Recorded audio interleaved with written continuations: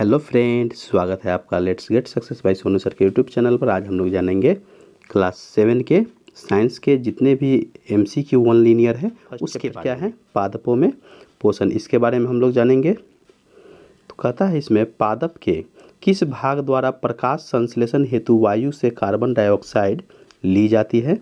तो रंध्र के द्वारा। किसके द्वारा? रंध्र के द्वारा ली जाती है। उसके बाद है अमरबेल उदाहरण है किसका? है ना, परजीवी का। पौधे की पत्तियों में पाए जाने वाला हरा वर्णक कहलाता है, क्या कहलाता है? क्लोरोफिल कहलाता है। पौधे प्रकाश संश्लेषण प्रक्रम में क्या उपयोग करते हैं? प्रकाश ऊर्जा, कार्बन डाइऑक्साइड, क्लोरोफिल और जल। सजीवों के शरीर की सूक्ष्म इकाइयों को क्या कहते हैं? कोशिका कहते हैं। पौधे अपना भोजन किसके द्वारा बनाते हैं? पत्तियों के द्वारा बनाते हैं। पौधे अपना भोजन किसके द्वारा बनाते हैं? पत्तियों के द्वारा बनाते हैं। जो पौधे अपना भोजन स्वयं तैयार कर लेते हैं उन्हें क्या कहते हैं? स्वपोषी कहते हैं।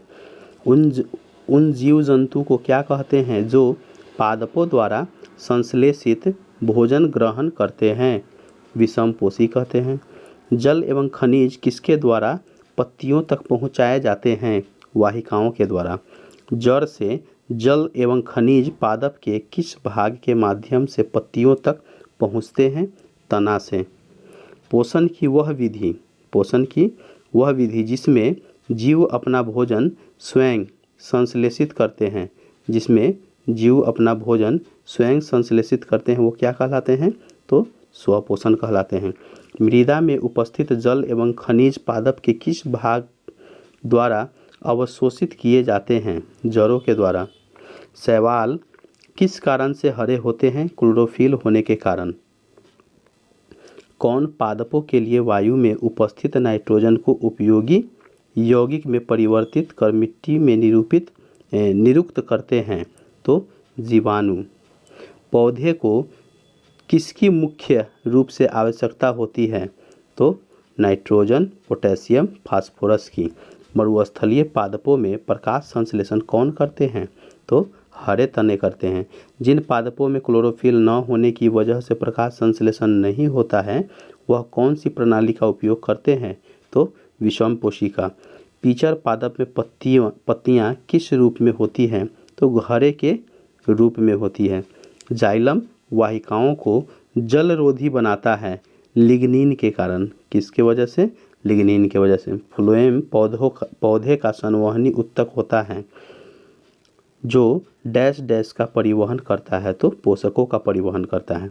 भोजन के संग्रह के लिए जाइलम की कौन सी कोशिकाएं उत्तरदायी होता है?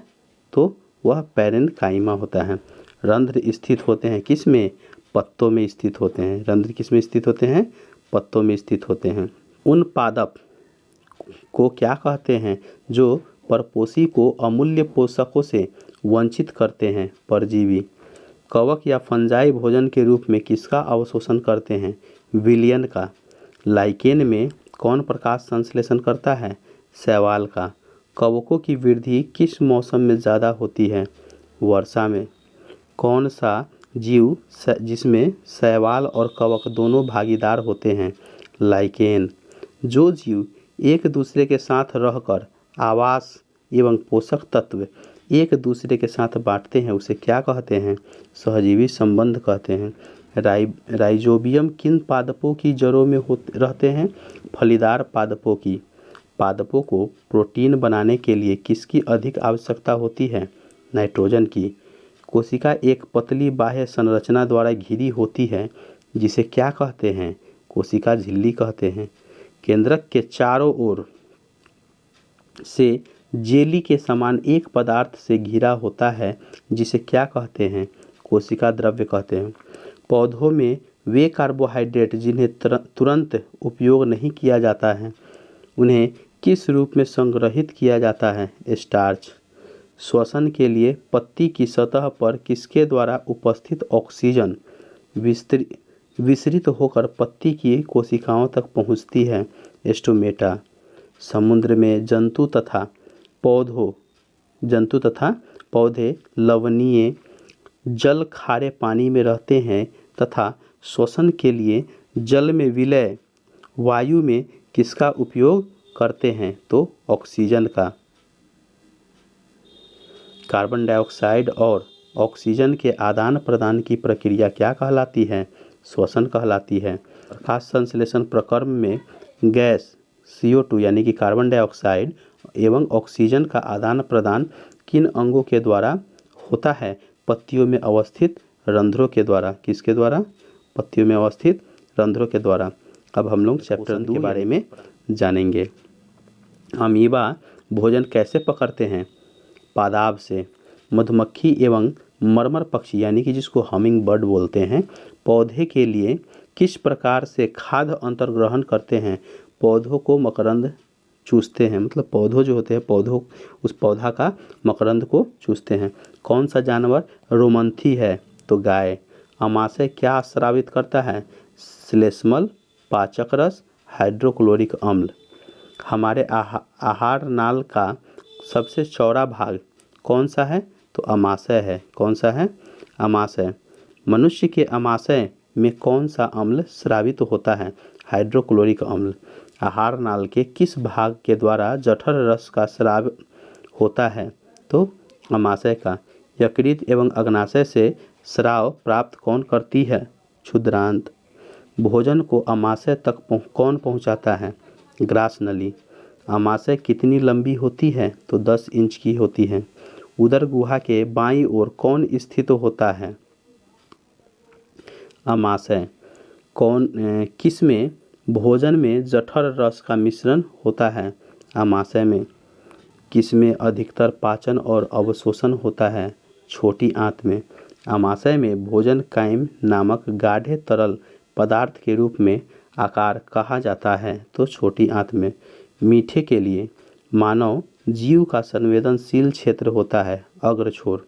खट्टे के लिए मानव जीव का संवेदनशील क्षेत्र होता है पार्श्व क्षेत्र। भोजन को पकड़ना एवं काटना क्या कहलाता है? कृदंत कहलाता है। कृदंत कहलाता है। भोजन को चीरना एवं फाड़ना क्या कहलाता है? रदनक कहलाता है। मनुष्य में कितने जोड़ी लार ग्रंथियाँ पाई जाती हैं? तो 3 जोड़ी। पित्तरस का संचय किस अंग में होता है? पित्ताशय में। पित्तरस का स्राव क्या कहलाता है? यकृत।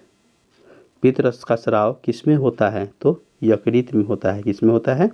यकृत में। कौन प्रोटीन की अधिक मात्रा को कार्बोहाइड्रेट में परिवर्तित करता है? यकृत करता है।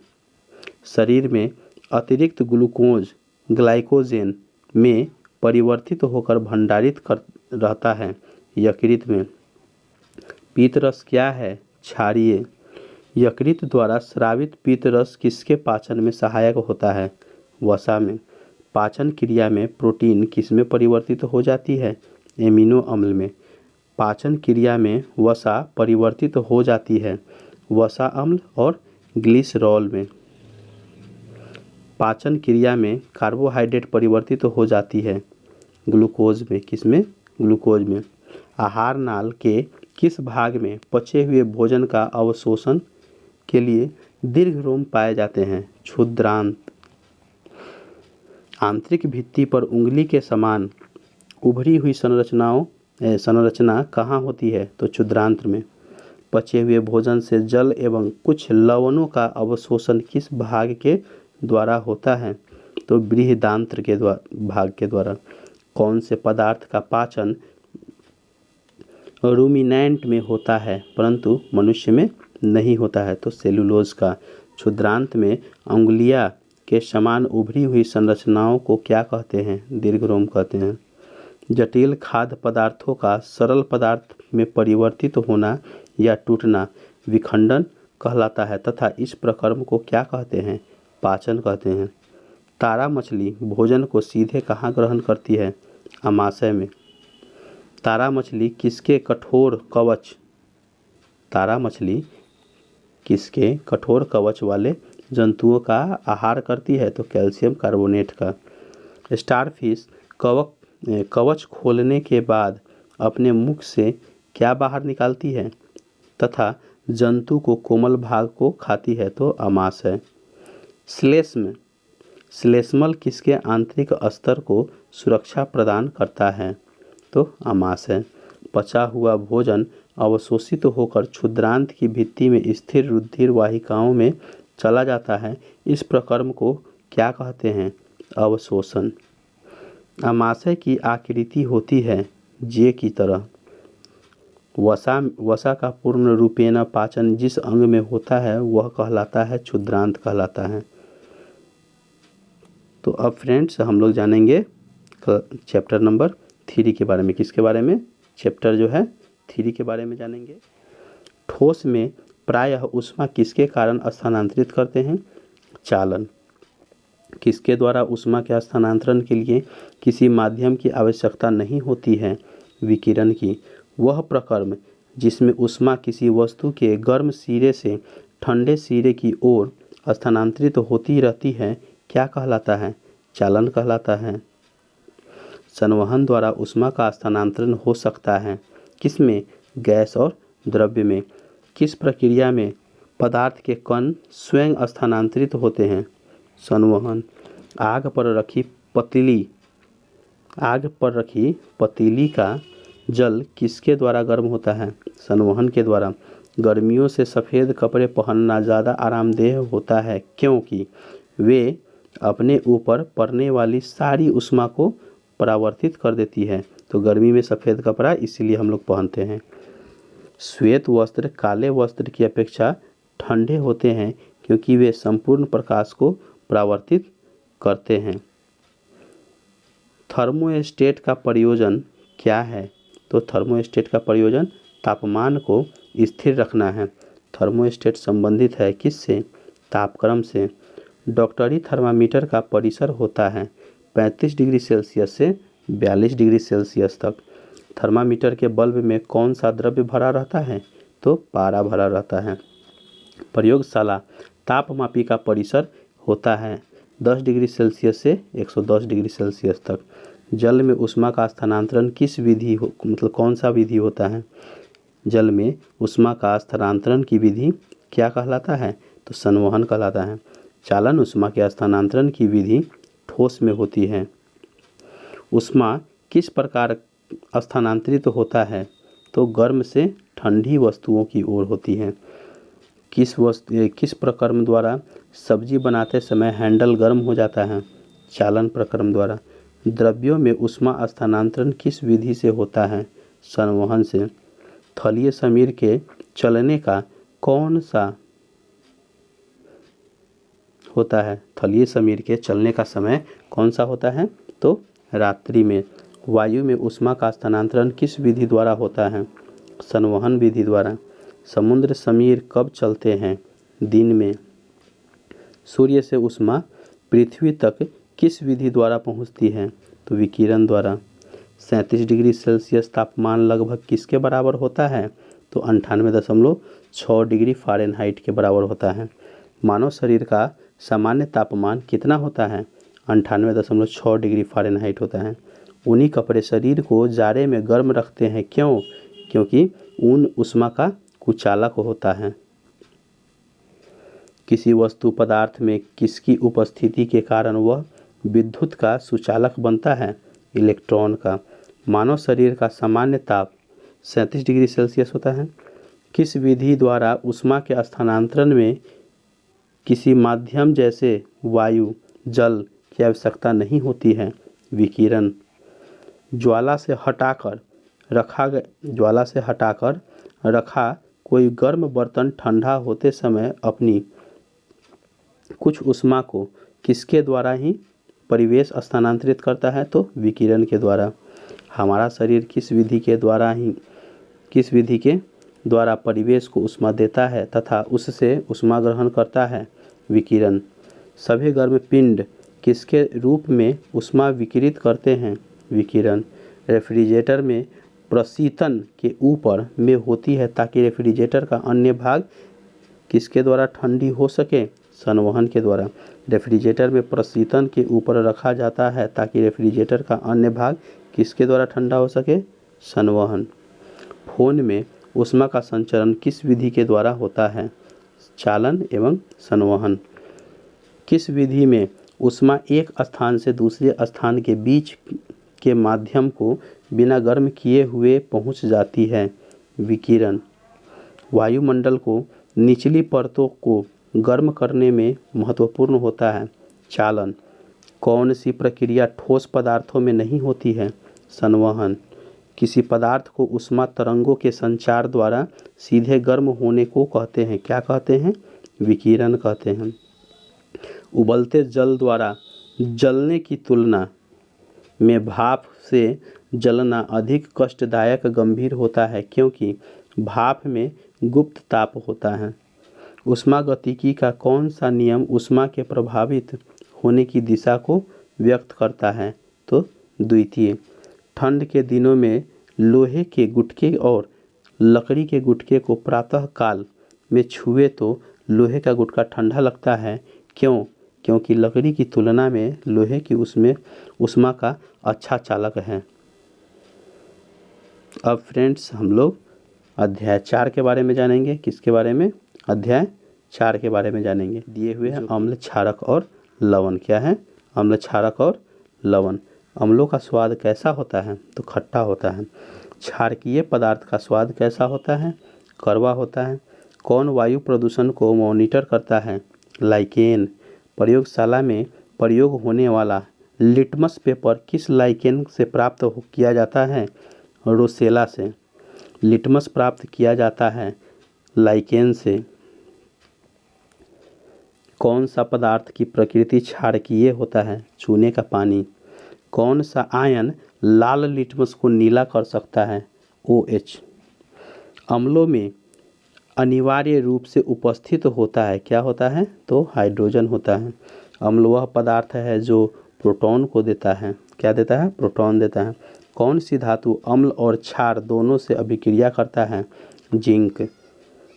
अम्ल और क्षार के बीच की अभिक्रिया किस प्रकार की अभिक्रिया कही जाती है? उदासीकरण की। धातुओं के ऑक्साइड पर अम्ल के प्रभाव से कौन सा यौगिक उत्सर्जित होता है? धातु लवण। विलयन में धनायन H आयन के निर्माण से पदार्थ की प्रकृति होती है, क्या होती है? अम्लीय होती है। कौन अम्लीय ऑक्साइड है? Sulphur dioxide. आर्सेनियम अम्ल जलीय विलयन में होता है हाइड्रोजन धनायन, यानी कि हाइड्रोजन जो है सो धनायन को बढ़ाता है। कोई विलयन नीले लिटमस पात्र को लाल कर देता है। विलयन की प्रकृति कैसी होती है? अम्लीय। क्षार में लाल लिटमस पत्र डालने पर लिटमस पत्र का रंग कैसा हो जाता है? नीला हो जाता है। नेटल के डंक में कौन सा अम्ल होता है? नेटल के डंक में कौन सा अम्ल होता है? मेथोनोइक अम्ल होता है। अम्ल वर्षा किस पर्यावरण प्रदूषण से बनती है? नाइट्रस ऑक्साइड व सल्फर डाइऑक्साइड से बनती है। लिटमस रंजक बैंगनी रंग का होता है जो निकाला जाता है लाइकेन से। कौन सा पदार्थ सूचक के रूप में व्यवहार करता है? हल्दी, लिटमस, गुड़हल की पंखुड़ी जो होती है सो। अम्ल और क्षारक की अभिक्रिया से कौन से पदार्थ निर्मित होते हैं? तो लवण होते हैं। मनुष्य के आमाशय में कौन सा अम्ल स्रावित होता है? हाइड्रोक्लोरिक अम्ल होता है। अम्ल और क्षारक आपस में अभिक्रिया करके बनाते हैं, क्या बनाते हैं? लवण जल ऊष्मा। जब मृदा अत्यधिक अम्ल हो जाती है तो इसे उपचारित किया जाता है चूना से। साबुन की प्रकृति कैसी होती है? क्षारकीय होती है। एक विलयन नीले लिटमस पत्र के रंग को ही नहीं बदलता है। विलयन की प्रकृति होती है कैसी? उदासीन या क्षारकीय होती है। कैसी होती है? उदासीन या क्षारकीय। सफ़ेद कमीज पर पड़ा हल्दी का दाग साबुन से धोने पर लाल क्यों हो जाता है? साबुन की प्रकृति क्षारकीय होने के कारण। दही में कौन सा अम्ल पाया जाता है? लैक्टिक अम्ल पाया जाता है। लाल लिटमस को नीले रंग में किसके द्वारा बदल दिया जाता है? तो क्षारक के द्वारा बदल दिया जाता है। वर्षा का जल अम्लीय किसके कारण होता है? कार्बन डाइऑक्साइड, सल्फर डाइऑक्साइड और नाइट्रोजन ऑक्साइड के द्वारा। कौन से पदार्थ क्षारकीय प्रकृति के होते हैं? बेकिंग सोडा, चूने का पानी। गुड़हल के पुष्प का सूचक अम्लीय विलयनों को कैसा कर देता है? गहरा गुलाबी कर देता है। गुड़हल के पुष्प का सूचक क्षारकीय विलयन को कैसा कर देता है? हरा कर देता है। कैसा कर देता है? हरा कर देता है। एसिड शब्द की उत्पत्ति किस लैटिन शब्द से हुई है? एसियर शब्द से। जब विलयन क्षारकीय होता है तो फिनोल्फथेलिन कैसा रंग देता है? तो गुलाबी। साबुन में कौन सा क्षारक होता है? सोडियम हाइड्रोक्साइड और पोटेशियम हाइड्रोक्साइड। आंवला में कौन सा अम्ल पाया जाता है? एस्कॉर्बिक अम्ल, जो विटामिन सी कहलाता है। क्या कहलाता है? एस्कॉर्बिक अम्ल, जो विटामिन सी कहलाता है। जब मृदा अत्यधिक अम्लीय हो तो उसे किन क्षारकों से उपचारित किया जाता है? बिना बूझा चूना, कैल्शियम ऑक्साइड, बूझा चूना, कैल्शियम हाइड्रोक्साइड। फिनोल्फथेलिन और जल के विलयन में सोडियम हाइड्रोक्साइड मिलने पर विलयन का रंग कैसा हो जाता है? तो गुलाबी हो जाता है। फिनोल्फथेलिन सूचक अम्ल के साथ अभिक्रिया करके कैसा रंग देता है? रंगहीन देता है। जब चींटी काटती है तो यह त्वचा में डाल देती है किसके? अम्लीय द्रव्य के। डंक के प्रभाव को नमी युक्त खाने का सोडा, सोडियम हाइड्रोजन कार्बोनेट अथवा कैलामाइन विलयन मिलकर उदासीन किया जा सकता है, जिसमें होता है, क्या होता है? जिंक कार्बोनेट होता है। रासायनिक उर्वरकों का अत्यधिक उपयोग करने पर मृदा को बना देता है, क्या बना देता है? अम्लीय बना देता है। अमाशय में किसकी आवश्यकता से अधिक मात्रा होने से अपाचन हो जाता है? अम्ल। सोडियम हाइड्रोक्साइड का सूत्र होता है NaOH। लवण का प्रकृति कैसा होता है? अम्लीय, क्षारकीय और उदासीन। कोई पदार्थ अम्लीय है अथवा क्षारकीय, इसका परीक्षण करने के लिए विशेष प्रकार का उपयोग किया जाता है। यह पदार्थ कहलाते हैं, क्या कहलाते हैं? सूचक कहलाते हैं। खिड़की के कांच इत्यादि साफ करने के लिए उपयुक्त मार्जक होते हैं अमोनियम हाइड्रोक्साइड। बेकिंग सोडा खाने का सोडा को गर्म करने पर विघटित होकर कौन सी गैस के बुलबुले देता है? इसलिए पेस्ट्री, केक इत्यादि में छोटे छोटे छिद्र हो जाते हैं। तो कार्बन डाइऑक्साइड। बेकिंग सोडा का रासायनिक नाम क्या है? Sodium bicarbonate. सोडा वाटर व अन्य पेय पदार्थ कौन सा अम्ल होता है? कार्बोनिक अम्ल होता है। हेलो फ्रेंड्स, तो अब हम लोग जानेंगे लेसन 5 के बारे में, यानी कि अध्याय 5, जो कि दिए हुए हैं भौतिक एवं रासायनिक परिवर्तन। क्या है? भौतिक एवं रासायनिक परिवर्तन। कौन सा भौतिक परिवर्तन का उदाहरण है? कागज़ को फाड़ना। ऐसा परिवर्तन जिनका विपरीत दिशा में भी परिवर्तन संभव हो वह क्या कहलाता है? तो उत्क्रमणीय परिवर्तन कहलाता है। क्या कहलाता है? उत्क्रमणीय परिवर्तन कहलाता है। भौतिक परिवर्तन सामान्यतः कैसे होते हैं? तो उत्क्रमणीय होते हैं। जिस परिवर्तन में नया पदार्थ नहीं बनता है, बस उसकी अवस्था बदल जाती है, अर्थात इसको पूर्ण अवस्था में लाया जा सकता है। भौतिक परिवर्तन। मोम का गलना भौतिक परिवर्तन कहलाता है ना? मोम का गलना क्या भौतिक परिवर्तन कहलाता है? दूध से दही बनना रासायनिक परिवर्तन है। किस अभिक्रिया में रासायनिक एवं भौतिक दोनों परिवर्तन होते हैं? मोमबत्ती के जलना। मोमबत्ती के जलना भौतिक परिवर्तन नहीं है, पदार्थ का किण्वन। क्या नहीं है? पदार्थ का किण्वन नहीं है। रासायनिक परिवर्तन नहीं होते हैं। अम्लकृत जल का वैद्युत अपघटन। मक्खन का खट्टा होना रासायनिक परिवर्तन होता है। क्या कहलाता है? रासायनिक परिवर्तन। लोहे में जंग लगना किसका उदाहरण है? रासायनिक परिवर्तन का। रासायनिक परिवर्तन का एक उदाहरण निष्क्रियकरण होता है। उस प्रक्रिया का क्या नाम है जिसमें गैस सीधे ही ठोस अवस्था सॉलिड में परिवर्तन हो जाती है? डिपोजिशन। क्या चीज़? डिपोजिशन। कौन सा एक भौतिक परिवर्तन है? तो बर्फ़ का पिघलना। क्या है? बर्फ़ का पिघलना। रासायनिक परिवर्तन होता है अनुत्क्रमणीय। पदार्थ के आकार, अमाप यानी कि साइज, रंग और अवस्था जैसे गुण कहलाते हैं। क्या कहलाते हैं? भौतिक परिवर्तन कहलाते हैं। यदि आप लोहे के एक टुकड़े को कुछ दिनों के लिए खुले में छोड़ दें तो इस पर किस रंग के पदार्थ की परत जम जाती है? तो भूरे रंग की। वायु की उपस्थिति में मैग्नीशियम को जलने पर मैग्नीशियम ऑक्साइड बनता है, यह ऑक्सीकरण अभिक्रिया है। कौन सी अभिक्रिया है? ऑक्सीकरण अभिक्रिया है। अभिक्रिया MgO+CO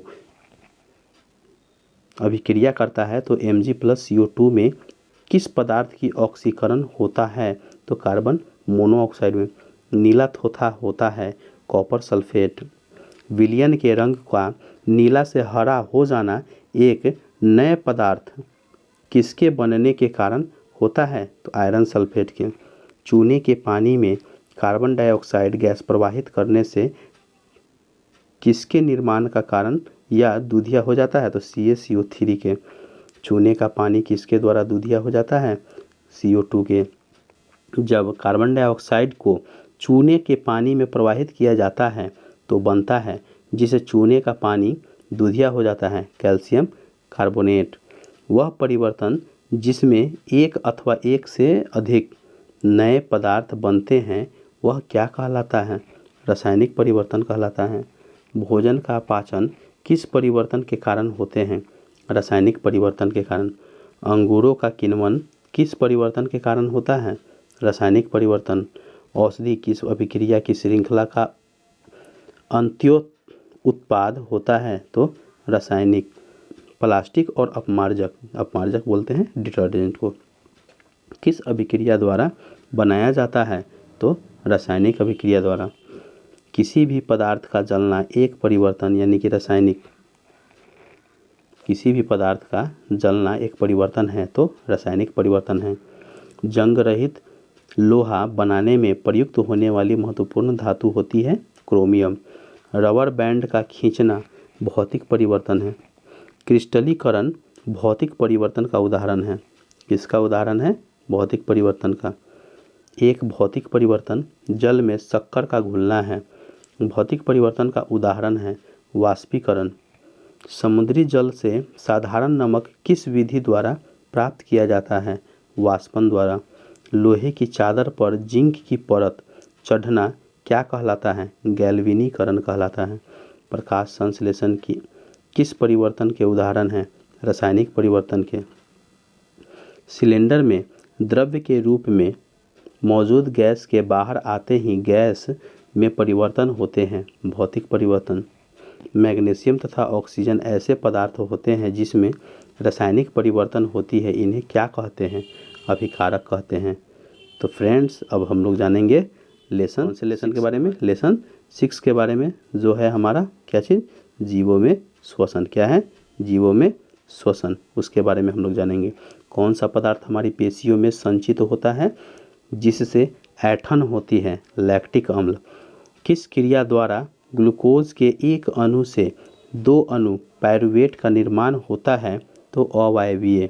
पायरुवेट का पूर्ण ऑक्सीकरण कहाँ होता है? तो माइटोकॉन्ड्रिया में होता है। अंतःश्वासित वायु तथा उच्छादित वायु में ऑक्सीजन का प्रतिशत कितना होता है? 21% तथा 16.4%। मानव शरीर में कौन सी वक्ष गुहा से अलग करती है? डायफ्राम। किसी सामान्य वयस्क व्यक्ति की विश्राम अवस्था में औसत श्वसन दर होती है, कैसी होती है? तो 15 से 18 प्रति मिनट। उच्छ्वसन के समय पसलियाँ नीचे की ओर गति करती हैं। जीवन की सबसे कार्यात्मक एवं संरचनात्मक इकाई होती है, कैसी? तो कोशिका होती है। तो जीवन की संरचनात्मक एवं कार्यात्मक इकाई को कोशिका कहते हैं। कोशिकीय श्वसन में ग्लूकोज से पायरुविक अम्ल बनना क्या कहलाता है? तो ग्लाइकोलिसिस कहलाता है। सबसे अधिक ऑक्सीजन का परिवहन किसके द्वारा होता है? तो लाल रक्त के द्वारा, और लाल रक्त कोशिकाओं यानी कि RBC के द्वारा। जब ग्लूकोज के विखंडन ऑक्सीजन का उपयोग के द्वारा होता है तो यह कहलाता है, क्या कहलाता है? वायवीय। ऑक्सीजन की अनुपस्थिति में भी भोजन भी विखंडित हो सकता है, यह प्रक्रम कहलाता है, क्या कहलाता है? अवायवीय कहलाता है। कीटों में श्वसन के लिए वायु नालियों के जाल को क्या कहते हैं? श्वास प्रणाली कहते हैं। यीस्ट जैसे अनेक जीव वायु के अनुपस्थिति में जीवित रह सकते हैं। ऐसा जीव अवायवीय श्वसन के द्वारा ऊर्जा प्राप्त करते हैं, इन्हें क्या कहते हैं? अवायवीय जीव कहते हैं।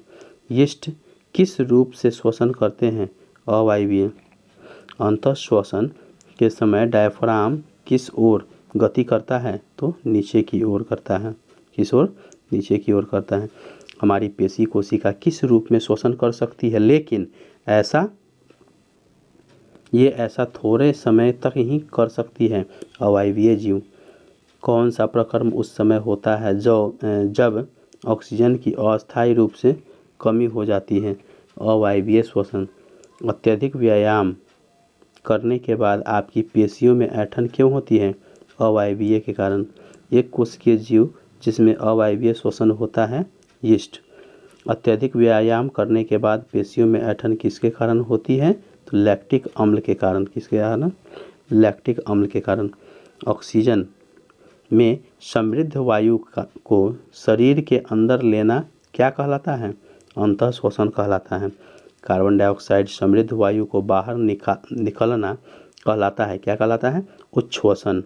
कोई व्यक्ति 1 मिनट में जितनी बार श्वसन करता है वह उसकी कहलाती है। क्या कहलाती है? श्वसन दर कहलाती है। पत्तियों में वायु के विनिमय के लिए क्या पाए जाते हैं? तो रंध्र पाए जाते हैं। किस जीव के श्वसन में ग्लूकोज का विखंडन अल्कोहल में होता है? तो यीस्ट। फेफड़े स्थित होते हैं वक्ष गुहा में। किसमें? वक्ष गुहा में स्थित होते हैं। वक्ष गुहा पार्श्व में घिरी रहती है, तो पसलियाँ।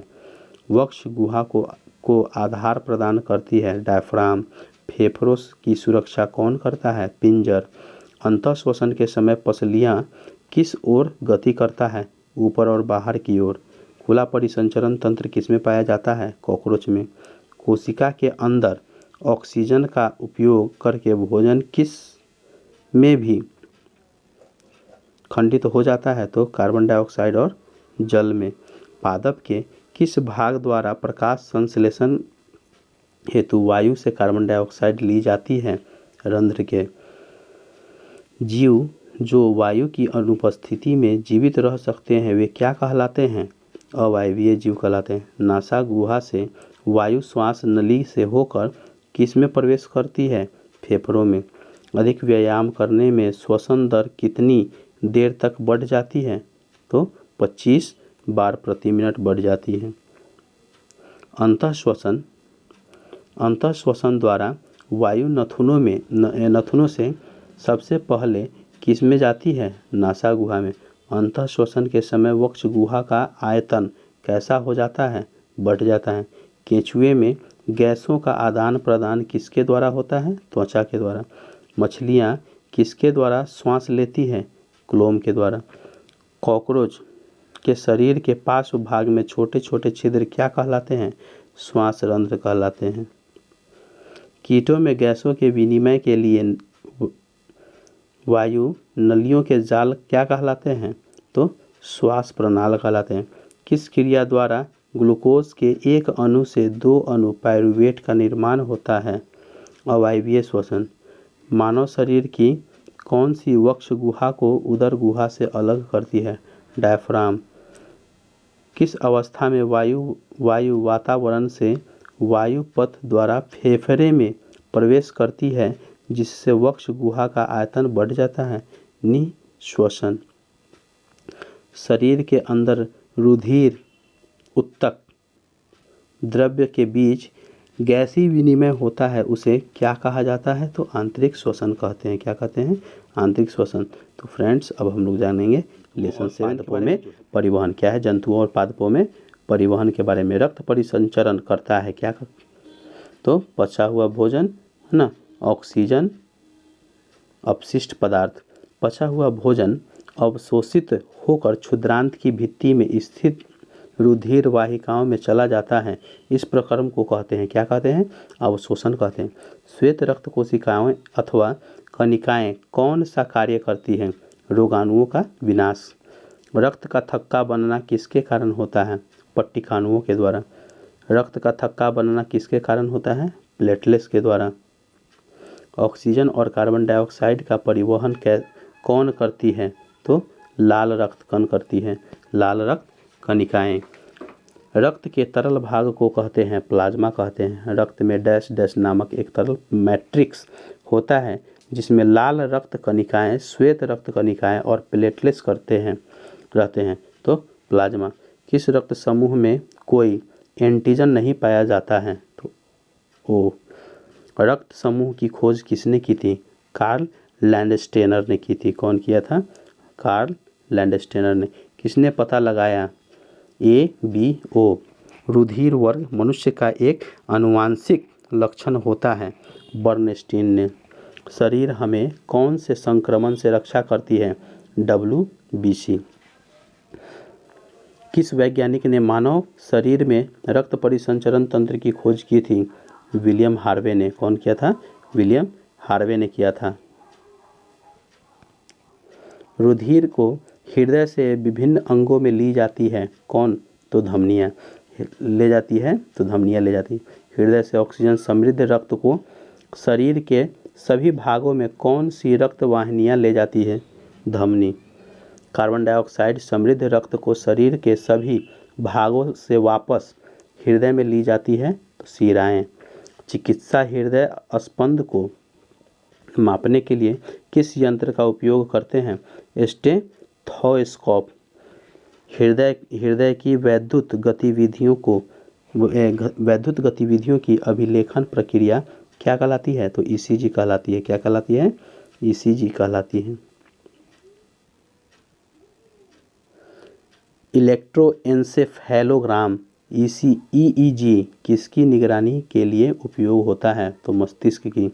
किसमें कोई परिसंचरण तंत्र नहीं पाया जाता है? हाइड्रा और स्पंज। अपोन डायलिसिस की विधि किसके अक्रिय हो जाने की स्थिति में प्रयोग में लाई जाती है? तो वृक्क की। किसका मुख्य कार्य रक्त को छानने का होता है? वृक्क का। मछली कोशिका के अपशिष्ट उत्पादों को अमोनिया के रूप में उत्सर्जन करती है। किस वर्ग में संवहन उत्तक, जाइलम एवं फ्लोएम पाए जाते हैं? टेरिडोफाइटा। भोजन के संग्रह के लिए जाइलम की कौन सी कोशिकाएं उत्तरदायी होती है? पैरेन्काइमा। रंध्र स्थित होते हैं पत्तों में। कौन सी रक्त वाहिकाएं कार्बन डाइऑक्साइड समृद्ध रक्त को हृदय से फेफड़ों में ले जाती हैं? फुफ्फुस धमनी। कौन सी रक्त वाहिकाएं ऑक्सीजन समृद्ध रक्त को फेफड़े से हृदय में ले जाती है? फुफ्फुस शिरा। किसकी भित्तियां दीवार मोटी और प्रत्यास्थ होती है? धमनियाँ की। किसी वयस्क व्यक्ति का हृदय 1 मिनट में कितनी बार धड़कता है? 72 से 80 बार। हृदय कहाँ स्थित होता है?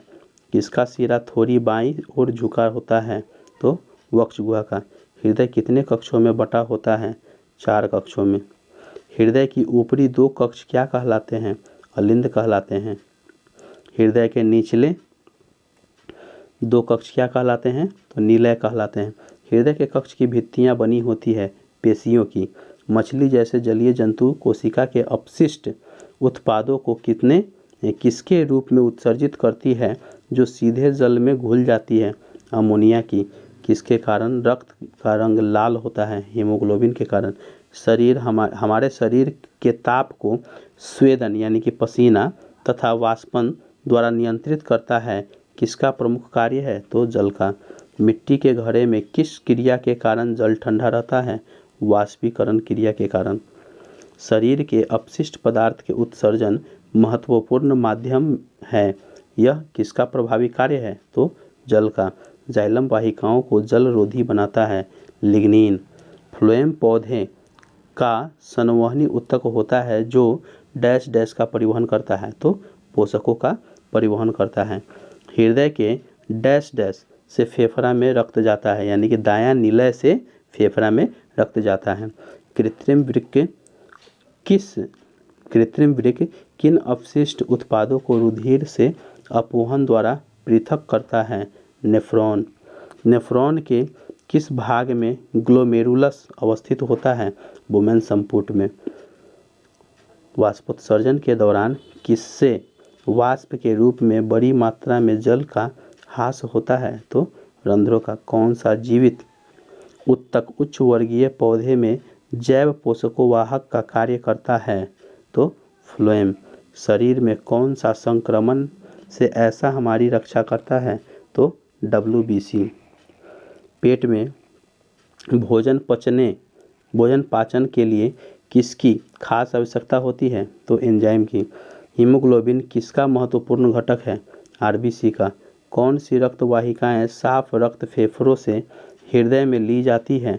फुफ्फुस शिरा। तो अब हम लोग 8 चैप्टर के बारे में पढ़ेंगे, पादप में जनन। किसके बारे में? पादप में जनन के बारे में। कायिक प्रवर्धन द्वारा पादप कम अवधि में उगाए जा सकते हैं। यीस्ट में जनन मुकुलन के माध्यम से होता है तथा मॉस और फर्न में जनन बीजाणुओं के द्वारा होता है। एक कोशिकीय जीव जिसमें अवायवीय श्वसन होता है, यीस्ट। मुकुलन द्वारा अलैंगिक जनन किसमें होता है? यीस्ट में। किस पादप जनन में बिना बीज के नए पादपों का उत्पन्न करता है? अलैंगिक जनन। कौन सा जनन विधियों जैसे कायिक प्रवर्धन, मुकुलन, खंडन एवं बीजाणु निर्माण से होता है? अलैंगिक जनन। किस पादप में मूल तने, पत्ती एवं कली से नया पौधा प्राप्त किया जाता है? तो कायिक प्रवर्धन। एक लिंगी पादप का उदाहरण होता है पपीता। सत्य फल किसमें विकसित होता है? अंडाशय में। कौन सा अस्थायी ऊतक एक पौधे के कठोर और मजबूत बनाता है? तो स्क्लेरेनकाइमा। एक लिंगी पुष्प होता है मक्का। ककड़ी और खीरा के पौधे होते हैं एक लिंगी। द्विलिंगी पौधों में उगने वाले पुष्प के उदाहरण होते हैं सरसों। पौधों में उगने वाले पुष्प द्विलिंगी पुष्प का उदाहरण है गुलाब। पिटूनिया पौधों में उगने वाले पुष्प किसका उदाहरण होता है? द्विलिंगी का। ऐसा पुष्प जिनमें या तो केवल पुंकेसर अथवा केवल स्त्री केसर उपस्थित होते हैं कहलाते हैं, क्या कहलाते हैं? एक लिंगी। जिन पुष्पों में पुंकेसर और स्त्री केसर दोनों ही होते हैं वे क्या कहलाते हैं? द्विलिंगी। एक लिंगी पुष्पों में या तो केवल पुंकेसर अथवा केवल स्त्री केसर उपस्थित होता है। यदि परागकण उस पुष्प के वर्तिकाग्र पर गिरता है तो उसे क्या कहते हैं? तो स्वपरागकण कहते हैं। क्या कहते हैं? स्वपरागकण कहते हैं। डबल रोटी का फफूंद बीजाणु उत्पन्न करने वाला एक पादप जीव होता है। पादप का जनन भाग होता है, क्या होता है? पुष्प होता है। नर और मादा युग्मक के युग्मन का प्रक्रम कहलाता है निषेचन। किस फलों का विकास अंडाशय को छोड़कर पुष्प के किसी अन्य भाग से होता है? असत्य फल। परागकण किसमें पाए जाते हैं? पुंकेसर में। जब एक पुष्प के पराग कोश से उसी जाति के दूसरे पौधों के पुष्प के वर्तिकाग्र तक परागकणों का स्थानांतरण होता है उसे क्या कहते हैं? पर परागण कहते हैं। निषेचन के बाद युग्मनज विभाजित होकर बनता है, क्या बनता है? तो भ्रूण। अधिकांश पादपों में मूल, तना और पत्तियां होती है, ये पादप कहलाते हैं कायिक अंग कहलाते हैं। किस जनन में पादप बिना बीजों के ही नए पादप को उत्पन्न कर सकते हैं? अलैंगिक जनन में। किस जनन में नए पादप बीजों से प्राप्त होते हैं? लैंगिक जनन में। कायिक प्रवर्धन एक प्रकार का कौन सा जनन होता है जिसमें पादप के मूल, पत्ती अथवा काली और किसी कायिक अंग के द्वारा नए पादप प्राप्त किए जाते हैं? तो अलैंगिक जनन में। किस जनन में नए पादप बीजों अथवा बीजाणुओं का उपयोग के बिना ही उग जाते हैं? अलैंगिक जनन। तालाबों अथवा ठहरे हुए पानी के अन्य जलाशयों में हरे रंग के अवपंकी गुच्छे जिसको फिसलनदार कहते हैं तैरते हुए देखे होंगे, वे क्या कहलाते हैं? शैवाल। मॉस और फर्न जैसे पादप में भी जनन किसके द्वारा होता है? बीजाणुओं के द्वारा। परागकोश में क्या होता है जो नर युग्मक को बनाते हैं? परागकण। स्त्री केसर में किसमें एक या एक से अधिक बीजांड होता है? अंडाशय। स्त्री केसर में मादा युग्मक अथवा अंड का निर्माण होता है बीजांड में। अनुवांशिक पदार्थ का विनिमय कब होता है? लैंगिक जनन के द्वारा। भ्रूण के किस भाग से तना पत्तियां बनाती है उसे क्या कहते हैं? परागकूर कहते हैं। कौन सा पौधे के तने के माध्यम से प्रजनन करता है? गुलाब। अधोभूमि में उत्पादित सब्जियों में कौन सी एक रूपांतरित जड़ है? तो शकरकंद। शकरकंद, डहेलिया, शतावर किसका उदाहरण है? तो जड़ का। यीस्ट में जनन किस विधि से होता है? मुकुलन से। यीस्ट कोशिका से छोटी छोटी कलिकाएं की तरह क्या बनते हैं जो कोशिका से अलग होकर कई नई यीस्ट कोशिकाएं बनते हैं? मुकुल या उभार।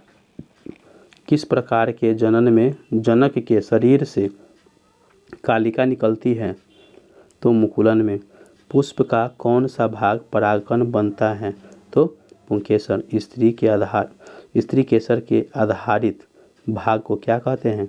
अंडाशय कहते हैं। पुंकेसर के अग्र भाग को क्या कहते हैं? परागकोश कहते हैं। जब प्रजनन के दौरान जब दो अलग अलग जीवाणु कोशिकाएं संयोजित होती है तो वह किसका निर्माण करती है? युग्मनज का। परागकणों का परागकोश से पुष्प के वर्तिकाग्र पर स्थानांतरण कहलाता है। क्या कहलाता है? परागकण कहलाता है। परागन कहलाता है। क्या कहलाता है? परागन। निषेचन के पश्चात अंडाशय कहाँ विकसित हो जाता है जबकि पुष्प के अन्य भाग मुरझाकर गिर जाते हैं? फल। परिपक्व हो जाने पर अंडाशय किसमें विकसित होते हैं? फल में। प्रकृति में एक ही प्रकार के पादप विभिन्न स्थानों पर उगे हुए पाए जाते हैं। ऐसा बीजों के विभिन्न स्थानों पर किसके कारण होता है? प्रकीर्णन के कारण। पादप में जनन कितने प्रकार के होते हैं? 2 प्रकार के। अधिकांश पादपों में क्या पाया जाता है? मूल, तना, पत्ती और उपरोक्त सभी। कायिक किसका अंग नहीं होता है? पुष्प का नहीं होता है।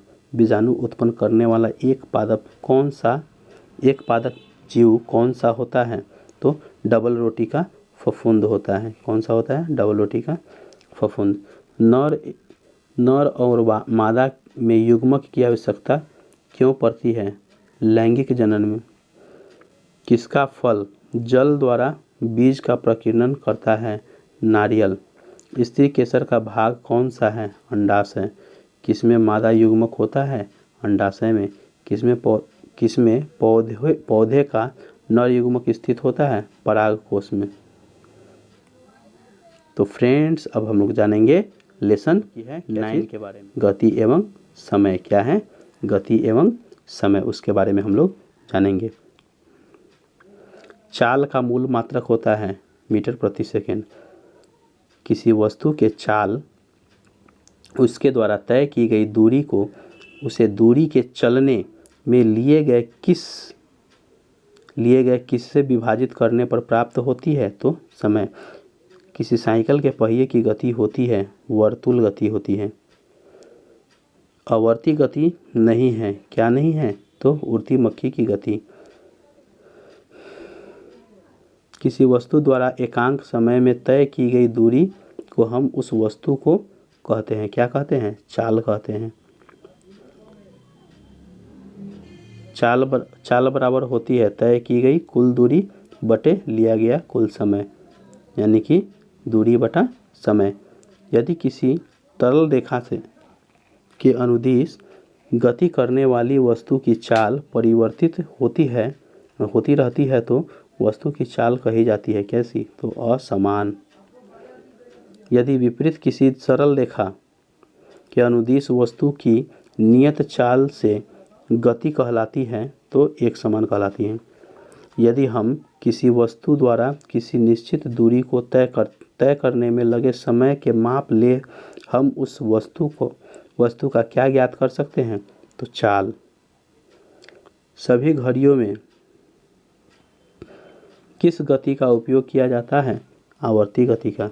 सरल लोलक की गति किसका उदाहरण है? आवर्ती गति का। चाल किसे कहते हैं? इकाई समय में तय की गई दूरी को। औसत चाल को कैसे प्राप्त किया जाता है?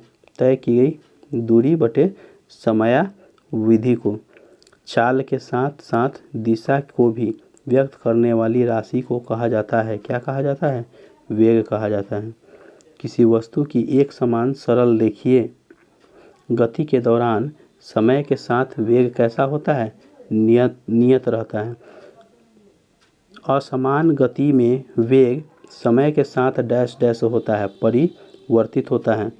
वस्तुओं के प्रति इकाई समय में वेग परिवर्तित की माप को क्या कहते हैं? तो त्वरण कहते हैं। किसी वस्तु द्वारा प्रति सेकंड तय की गई दूरी को क्या कहते हैं? चाल कहते हैं। किसी वस्तु के वेग में परिवर्तन की दर को क्या कहते हैं? त्वरण कहते हैं। एक समान वेग से चल रही किसी वस्तु के वेग तथा समय के गुणनफल से क्या प्राप्त होता है? तो विस्थापन प्राप्त होता है। एक सरल रेखा में चल रही वस्तु के वेग तथा समय के गुणनफल से क्या प्राप्त होता है? विस्थापन प्राप्त होता है। एक समान चाल के लिए समय के साथ तय की गई दूरी का ग्राफ कैसा होगा? तो सरल रेखा ग्राफ होगा। दूरी के साथ किसी वस्तु की स्थिति परिवर्तन को किस ग्राफ के द्वारा व्यक्त किया जाता है? दूरी समय ग्राफ के द्वारा। 1 माइक्रोसेकंड का कौन सा भाग होता है? 10 लाख। डैश डैश सरल रेखीय गति नहीं होती है, तो झूले की गति। सरल लोलक एक दोलन पूरा करने में जितना समय लगता है उसे सरल ओलक कहते हैं। जानेंगे अध्याय 10 के बारे में। किसके बारे में? अध्याय 10 के बारे में, जो है विद्युत धारा और इसके प्रभाव। क्या है? विद्युत धारा और इसके प्रभाव। किसी तार में विद्युत धारा प्रवाहित करने पर वह तार चुंबक की भांति व्यवहार करता है। ऐसे पहले व्यक्ति कौन थे जिन्होंने विद्युत धारा के इस चुंबकीय प्रभाव को देखा? तो हेंस क्रिश्चियन ऑस्टेड थे। कौन थे? Hence Christian Oersted. विद्युत फ्यूज का उपयोग लघुपतन यानी कि शॉर्ट सर्किट रोकने के लिए किया जाता है। थॉमस अल्वा एडिसन ने विद्युत बल्ब, ग्रामोफोन, चलचित्र कैमरा तथा कार्बन प्रेषक का आविष्कार किया था। विद्युत सेल के प्रतीक में लंबी रेखा किस टर्मिनल को निरूपित करती है? तो धन टर्मिनल को। विद्युत सेल के प्रतीक में छोटी व मोटी रेखा किस टर्मिनल को निरूपित करती है? तो ऋण टर्मिनल को। संयोजक तार किसकी बनी होती है? तो तांबे की। कौन सा एक पदार्थ बहुत कठोर और बहुत तन्य होता है? तो नाइक्रोम। विद्युत सेल में कितने टर्मिनल होते हैं? तो 2 टर्मिनल होते हैं। सेलों को संयोजित कैसे किया जाता है?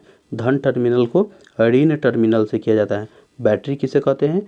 2 या अधिक सेलों के संयोजन को कहते हैं। फिलामेंट किसे कहते हैं? बल्ब में एक पतले तार को फिलामेंट कहते हैं। विद्युत धारा किस प्रभाव के कारण बल्ब का तंतु उच्च ताप तक गर्म होकर दीप्त हो जाता है? उसमें प्रभाव के कारण। विद्युत धारा कौन सा प्रभाव उत्पन्न करती है? तो चुंबकीय प्रभाव। विद्युत धारा प्रवाहित होने व उसके पास रखी चुंबकीय सुई में विक्षेप होता है, यह किसने देखा है? तो हैंस क्रिश्चियन ऑस्टेड ने देखा। जब स्विच ऑफ की स्थिति में होती है तो परिपथ अधूरा होता है, तब इसे क्या कहते हैं? खुला परिपथ कहते हैं। क्या कहते हैं? खुला परिपथ कहते हैं। विद्युत परिपथों को जोड़ने में प्रयोग होने वाले तार संयोजी तार सामान्यतः नहीं होते हैं। कैसे होते हैं? गर्म होते हैं।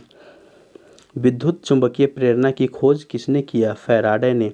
वास्तव में विद्युत जनित्र होते हैं, ऊर्जा का परिवर्तक की तरह कार्य करता है। विद्युत जनित्र का सिद्धांत आधारित है विद्युत चुंबकीय प्रेरण पर। लघुपथन के समय परिपथ में विद्युत धारा का मान होता है बहुत अधिक बढ़ जाता है। विद्युत धारा उत्पन्न करने की युक्ति को क्या कहते हैं? जनित्र। विद्युत परिपथ में विद्युत धारा की माप किससे की जाती है? एमीटर से। इलेक्ट्रिक बल्ब की खोज किसने किया? थॉमस एडिसन ने।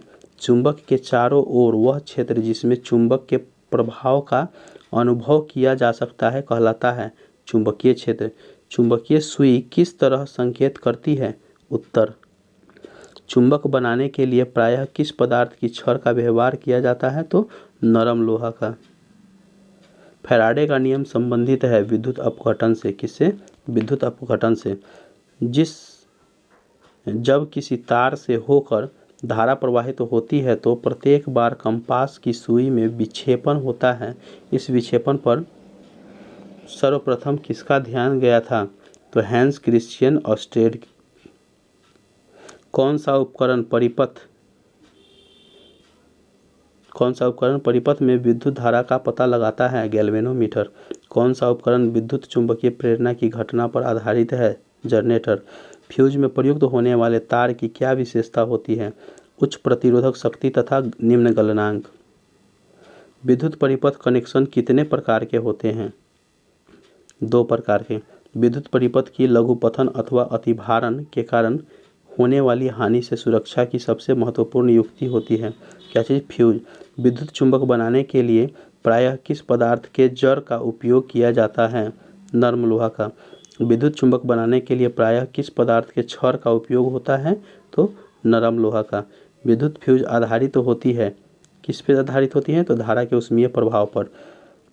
विद्युत परिपथ में विद्युत फ्यूज जोड़ा जाता है विद्युन्मय तार में। विद्युत फ्यूज किस मिश्र धातु से बना होता है? शीशा और टीन का। तो फ्रेंड्स, अब हम लोग जानेंगे लेसन 11 के बारे में, है ना, क्या है? अब हम लोग लाइट चैप्टर के बारे में जानेंगे। किसके बारे में जानेंगे? लाइट चैप्टर के बारे में।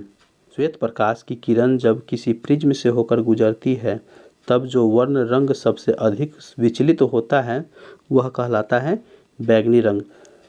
आवर्धक शीशा होता है उत्तल लेंस। दूरदृष्टि दोष का उपचार किस प्रकार के लेंस से किया जाता है? उत्तल अभिसारी। स्पेक्ट्रम प्राप्त करने के लिए किसका उपयोग होता है? प्रिज्म का। एक प्रिज्म द्वारा श्वेत प्रकाश के स्पेक्ट्रम में वर्ण विक्षेपण जिस घटना के कारण होता है वह घटना अपवर्तन कहलाती है। श्वेत प्रकाश जब एक प्रिज्म में से होकर गुजरता है तो जो वर्ण रंग सबसे कम विचलित होता है वह होता है लाल होता है। किस रंग की तरंगदैर्घ्य सबसे कम होती है? तो बैंगनी की। यदि वस्तु यानी कि बिंब उत्तल लेंस के फोकस तथा फोकस की दुगनी दूरी के बीच हो तो प्रतिबिंब वास्तविक उल्टा तथा बड़ा बनेगा। किस लेंस द्वारा केवल काल्पनिक यानी कि आभासी प्रतिबिंब बनता है? तो अवतल लेंस द्वारा। निकट दृष्टि दोष का उपचार किस प्रकार के लेंस से किया जाता है? अवतल अपसारी से। किसी बिंदु वस्तु से निकलकर किरणों किसी लेंस से अपवर्तित होकर जिस बिंदु पर मिलती है उसे क्या कहते हैं? तो प्रतिबिंब केंद्र कहते हैं। वास्तविक और उल्टा प्रतिबिंब कौन बनाता है? उत्तल लेंस। उत्तल लेंस को कहते हैं अभिसारी लेंस। अवतल लेंस को कहते हैं अपसारी लेंस। किसके कारण आकाश नीला दिखाई पड़ता है? प्रकीर्णन के कारण। सूर्योदय और सूर्यास्त के समय वायुमंडल में लालिमा किस कारण छा जाती है? प्रकाश के प्रकीर्णन के कारण। उत्तल दर्पण द्वारा निर्मित प्रतिबिंब हमेशा होता है आभासी, सीधा और छोटा। किस लेंस में सदैव आभासी, सीधा तथा आकार में बिंब से छोटा प्रतिबिंब बनाता है? अवतल लेंस। किस दर्पण को एक अभिसरण दर्पण भी कहा जाता है? अवतल दर्पण। गोलाकार दर्पण जिसकी परावर्तक सतह बाहर की ओर उभरी हुई होती है क्या कहलाती है? उत्तल दर्पण। चिकित्सकों द्वारा आँख, नाक तथा गले के निरीक्षण करने के लिए किस दर्पण का प्रयोग किया जाता है? अवतल दर्पण का। निर्गत किरण एवं अभिलंब के बीच के कोण को कहते हैं निर्गत कोण। एक साधारण सूक्ष्मदर्शी में कम फोकस वाला लेंस होता है उत्तल लेंस। किस लेंस के द्वारा सिर्फ काल्पनिक प्रतिबिंब बनता है? तो अवतल लेंस के द्वारा। उत्तल लेंस किनारों की अपेक्षा बीच में मोटा होता है। सोलर कुकर में प्रयोग किया जाता है क्या चीज़? अवतल दर्पण का। गोलीय दर्पण का ध्रुव तथा वक्रता त्रिज्या से गुजरने वाली सीधी रेखा को क्या कहते हैं? मुख्य अक्ष कहते हैं। फोकस बिंदु और ध्रुव के बीच की दूरी को क्या कहते हैं? फोकस बिंदु कहते हैं। वास्तविक तथा उल्टा प्रतिबिंब कौन बनाता है? तो अवतल दर्पण बनाता है। फ्रेंड्स। तो अब हम जानेंगे जो कि है वन हमारे जीवन रेखा। वन हमारे जीवन रेखा के बारे में जानेंगे। कौन सा खाद्य श्रृंखला का सही क्रम है? घास, कीट, मेढक, सर्प, गरुड़।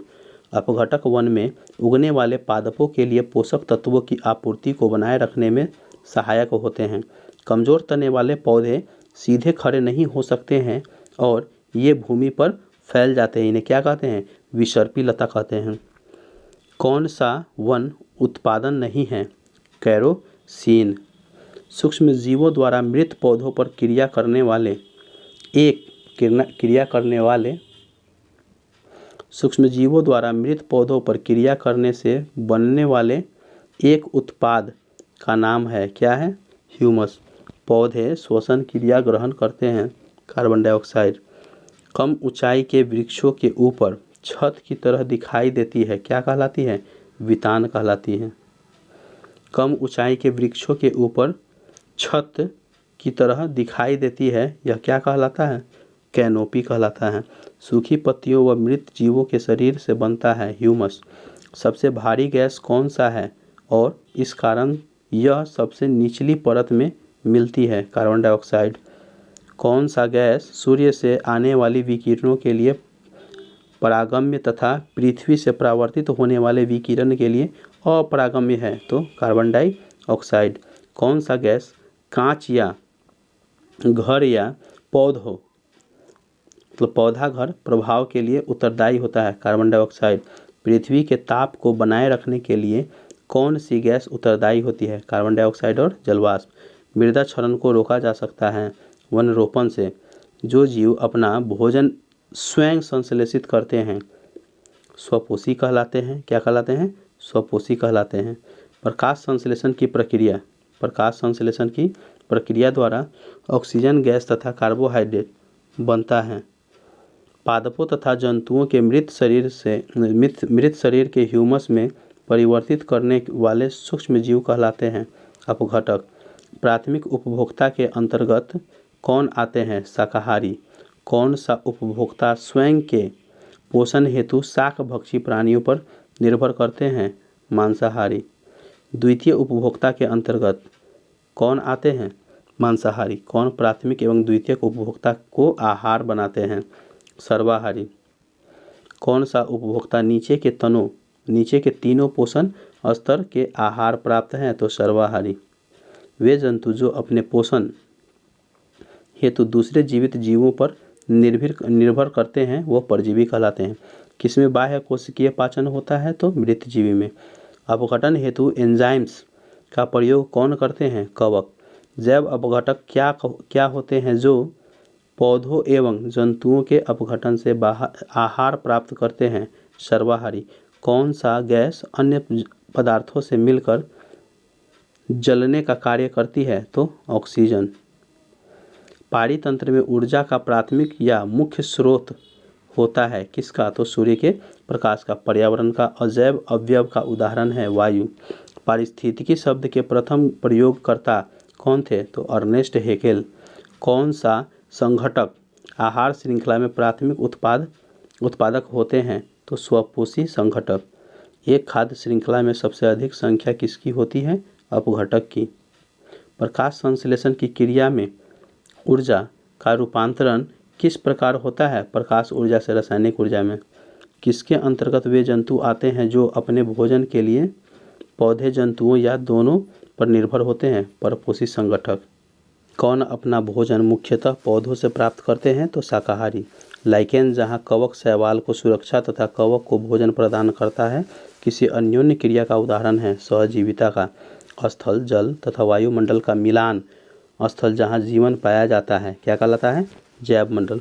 पृथ्वी पर पेड़ पौधे तथा जीव जंतुओं सहित सभी प्रमुख पारिस्थितिकी क्षेत्र कहलाते हैं बायोम कहलाते हैं। क्या कहलाते हैं? बायोम। किस गैस का प्रतिशत मात्रा आयतन में वायुमंडल से सबसे कम होता है? Carbon dioxide. प्रकाश संश्लेषण की क्रिया में क्या बाहर निकलता है? ऑक्सीजन।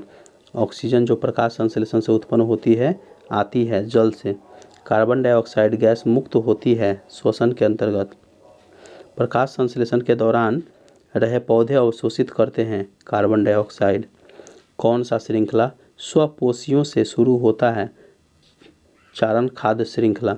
घास, टिड्डा, पक्षी किसका उदाहरण है? चारण खाद्य श्रृंखला का। कौन श्रृंखला मृत कार्बनिक पदार्थ से शुरू होती है? अपरद खाद्य श्रृंखला का। कौन सा खाद्य जाल कई प्रकार की खाद्य श्रृंखला एवं कई अलग अलग पोषण स्तरों को जोड़ता है? तो खाद्य जाल का। खाद्य जाल जितना जटिल और वैविध्यपूर्ण होगा उतना ही अस्थायी और संतुलन होगा। पारिस्थितिकी तंत्र। एक प्रजाति नुकसान में रहती है जबकि दूसरी प्रजाति अप्रभावी रहती है, किसका प्रकार है? असहभोजिता का। पेनिसिलियम कवक व बैक्टीरिया किसका उदाहरण है? असहभोजिता का। एक प्रजाति को लाभ मिलता है और दूसरी प्रजाति को हानि होती है, किस अन्योन्य क्रिया के प्रकार है? परजीविता का। अमरबेल का उदाहरण। अमरबेल का दूसरे पौधे पर उगना किस अन्योन्य क्रिया का उदाहरण है? परजीविता। एक प्रजाति को लाभ होता है तथा दूसरी प्रजाति को अप्रभावित रहती है, किस अन्योन्य क्रिया के प्रकार हैं? अन्योन्य क्रिया में दोनों प्रजातियां लाभान्वित होते हैं, वह सहजीविता कहलाता है। क्या कहलाता है? सहजीविता। तो फ्रेंड्स, अब हम लोग लेसन 13 के बारे में जानेंगे, जो कि अपशिष्ट जल की कहानी। क्या है? अपशिष्ट जल की कहानी के बारे में जानेंगे। प्रतिवर्ष दुनिया भर में विश्व जल दिवस कब मनाया जाता है? 22 मार्च को। मानवीय और पथ प्रदर्शक कार्य प्रारंभ करने के लिए किसी को भी किसी दूसरे का मुंह नहीं देखना चाहिए, किसने कहा था? महात्मा गांधी ने। यूरिया है एक नाइट्रोजन युक्त कार्बनिक यौगिक। टाइफाइड बुखार किसके द्वारा होता है? जीवाणु के द्वारा। अकार्बनिक अशुद्धियों पोषक तत्व कौन सी होती है? तो नाइट्रेट, फास्फोरस, फॉस्फेट धातुएं। मल व्यवस्था में मैनहोल सामान्यतः कितनी दूरी पर होती है? 50 मीटर से 60 मीटर की दूरी पर। अपशिष्ट पदार्थ की उत्पत्ति किसके परिणाम है? तो मानव के प्रकृति, सामाजिक क्रियाकलाप। कार्बनिक अशुद्धियाँ कौन कौन सी होती हैं? मानव मल और जैविक। अपशिष्ट पदार्थ पीरकनाशी, शाकनाशी। सीवर का प्रमुख कार्य है मल विसर्जन की व्यवस्था। आपंक से कौन सी गैस बनाई जाती है? तो जैव गैस। आपंक क्या है? तो आपंक दूषित जल में विद्यमान ठोस अशुद्धियां हैं। दूषित जल जनित रोग नहीं है, कौन? मलेरिया।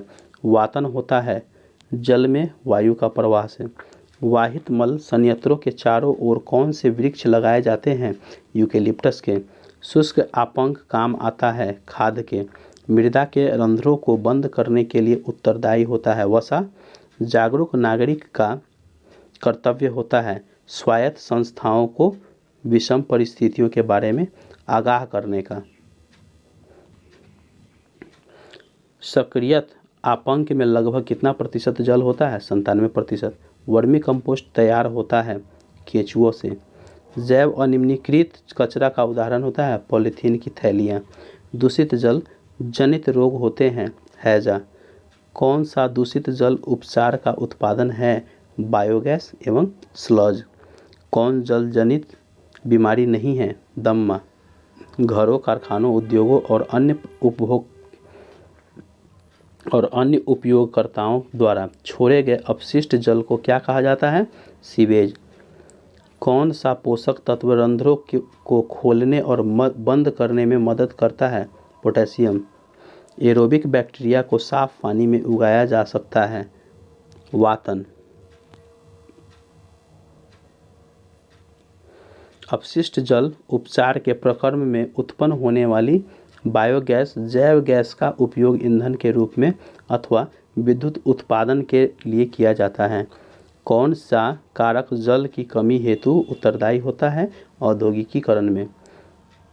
वृद्धि, बढ़ती जनसंख्या, जल संसाधनों का कुप्रबंधन। कौन सी सिंचाई व्यवस्था सबसे अधिक मितव्ययी है? तो बूंद सिंचाई। तो फ्रेंड्स, ये क्लास 7 का पूरा साइंस हमारा ख़त्म हो गया। आप लोग इसी तरह से इस चैनल पे बने हुए रहिए। आप लोग इस वीडियो को लाइक कीजिए, इस चैनल को सब्सक्राइब कीजिए और जितना से जितना हो सके इस वीडियो को शेयर कीजिए।